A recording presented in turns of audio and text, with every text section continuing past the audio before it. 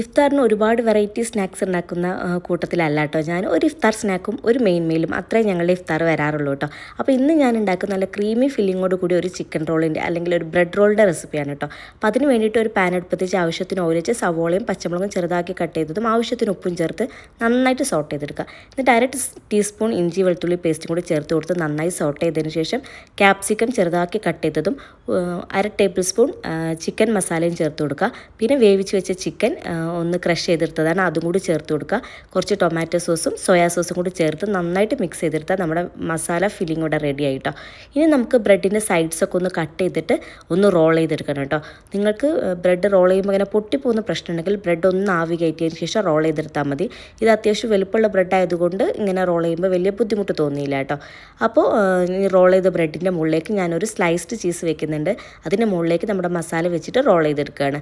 നല്ല ചീസി ആയിട്ടുള്ള ചിക്കൻ റോളാണെങ്കിൽ ഇവിടെ മക്കൾക്ക് ഭയങ്കര ഇഷ്ടമായതുകൊണ്ടാണ് ഞാൻ ചീസ് ചേർക്കുന്നത്. ചീസ് ഇല്ലാതെ നിങ്ങൾക്ക് ഉണ്ടാക്കാം കേട്ടോ. പിന്നെ മൊസറല്ല ചീസ് അല്ലാത്തതുകൊണ്ട് തന്നെ ഇതിങ്ങനെ വലിഞ്ഞ് നിൽക്കുന്ന ഒരു ടെക്സ്ചർ ആയിരിക്കില്ല. പിന്നെ ഇതുപോലെ ജസ്റ്റ് ഒന്ന് മൈദയുടെ പേസ്റ്റ് കൊണ്ട് സൈഡിലൊക്കെ ഒന്ന് ഒട്ടിച്ചു കൊടുത്താൽ മതി. എന്നാലും പുറത്ത് പോകുന്ന പ്രശ്നമൊന്നും ഉണ്ടാവില്ല. നമ്മളിത് മുട്ടയിലും അതുപോലെ തന്നെ ബ്രെഡ് ക്രംസിലും ഒക്കെ ഒന്ന് കോട്ട് ചെയ്തെടുക്കണമെന്നുകൊണ്ട് തന്നെ ഫ്രൈ ചെയ്യുമ്പോൾ പേടിക്കൊന്നും വേണ്ട കേട്ടോ, അങ്ങനെ പുറത്തേക്കൊന്നും പോകുന്നില്ല. അപ്പോൾ ഇത് രണ്ടിലും ഒന്ന് കോട്ട് ചെയ്തെടുത്തിട്ട് ഒന്ന് ഫ്രീസ് ചെയ്ത് ഒരു അരമണിക്കൂർ വെച്ചതിന് ശേഷം ഫ്രൈ ചെയ്യുകയാണെങ്കിൽ നല്ല ക്രിസ്പി ആയിട്ട് കിട്ടും കേട്ടോ. പൊട്ടിപ്പോകുന്ന പ്രശ്നമൊന്നും വരില്ല. അപ്പോൾ ഞാനിതൊന്ന് ഫ്രിഡ്ജിൽ വെച്ച് ഫ്രീസ് ചെയ്തതിന് ശേഷമാണ് ഒന്ന് ഫ്രൈ ചെയ്തെടുക്കുന്നത് കേട്ടോ. അപ്പോൾ നിങ്ങൾക്ക് ഡീപ്പ് ഫ്രൈ ചെയ്യാം, എങ്ങനെ വേണമെങ്കിലും ഫ്രൈ ചെയ്തെടുക്കാം. ഇവിടെ മോൾക്ക് വേണ്ടിയിട്ടാണ് കേട്ടോ ഞാനിത് ഇന്ന് ഉണ്ടാക്കിയിട്ടുള്ളത്. മാക്സിമം ഞങ്ങൾ ഓയിൽ ഫ്രൈഡ് സ്നാക്സ് ഒഴിവാക്കാറുണ്ട്.